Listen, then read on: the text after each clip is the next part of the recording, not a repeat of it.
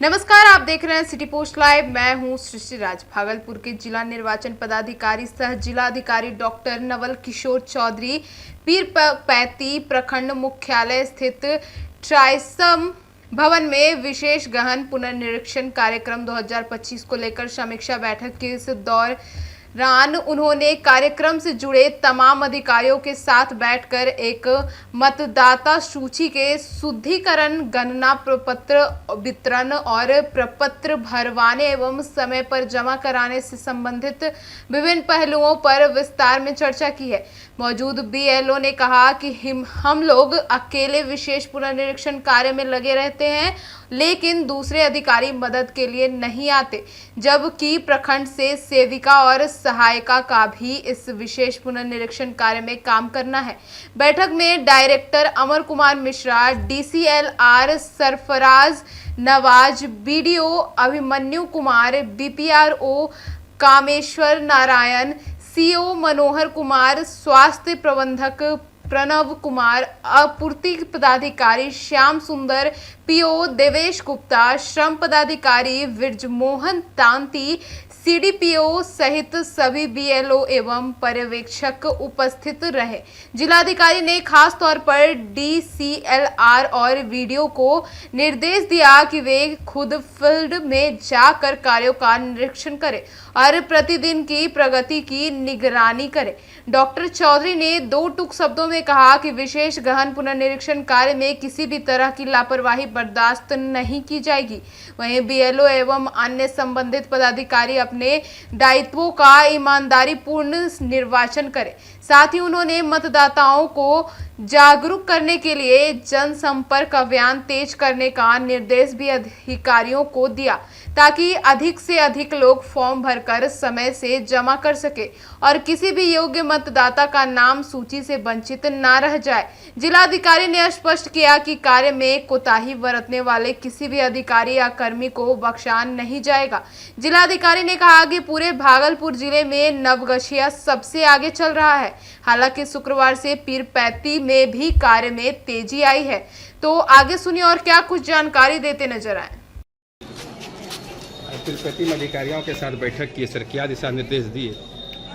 आप जानते हैं कि माननीय भारत निर्वाचन आयोग के निर्देशानुसार अभी स्पेशल इंटेंसिव रिवीजन चल रहा है, यानी इलेक्टोरल रोल का विशेष गहन परीक्षण का काम चल रहा है।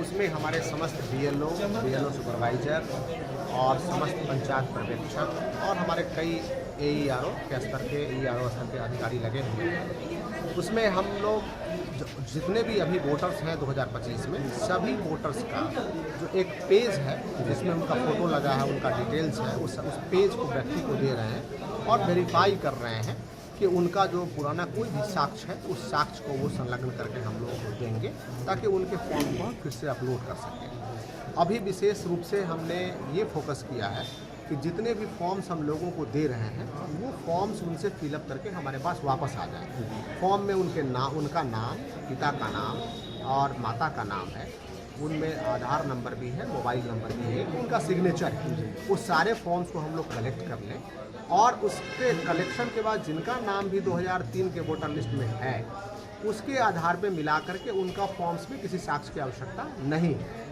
जिनका नाम भी 2003 के वोटर लिस्ट में नहीं है, जिनका जन्म बाद में हुआ है या किसी वजह से नहीं है, उन लोगों के लिए कुछ हम लोगों को प्रमाण पत्र चाहिए जो उसमें संलग्न करना पड़ेगा। तो प्रमाण पत्र हम बाद में भी ले सकते हैं, लेकिन मैं आम वोटर से अनुरोध करूँगा कि साथ में अभी हमें ये दे देंगे तो सुविधाजनक होगा और उस प्रमाण पत्र के आधार पर उनके फॉर्म को अपलोड करेंगे। इसमें विशेष रूप से ध्यान देने लायक किसी के नाम में कोई त्रुटि हो वो भी उसमें भर के हमें दे सकते हैं। किसी का फ़ोटो में लग रहा हो कि साफ नहीं है, वो फ़ोटो भी हम लोग ले रहे हैं।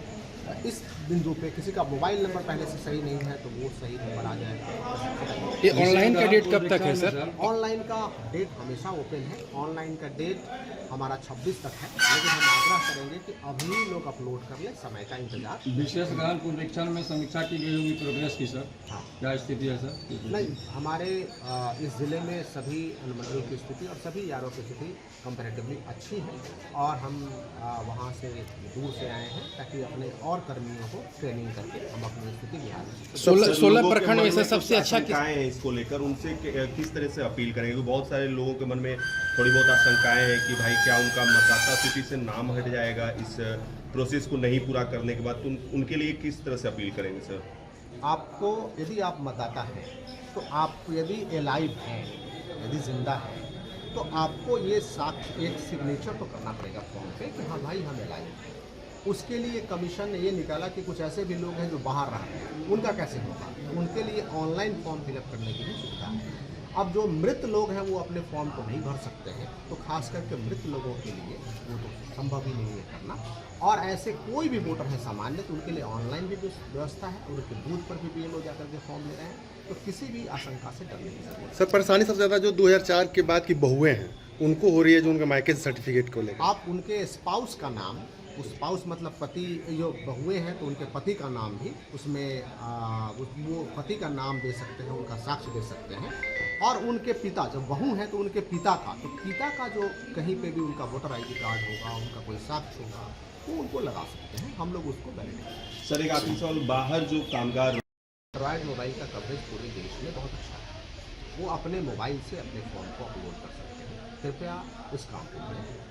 साक्ष्य देने की बात है, आज हमारे यहाँ स्पीड पोस्ट की व्यवस्था है, कुरियर की व्यवस्था है, व्हाट्सएप पे लोग आते हैं, डेटा लेता है, उसको प्रिंट निकालता है, साक्ष्य प्रूफ लेता है। थर्मल उसको पावर कहीं कोई निर्माण में दिक्कत सर देर क्यों हो रही है सर?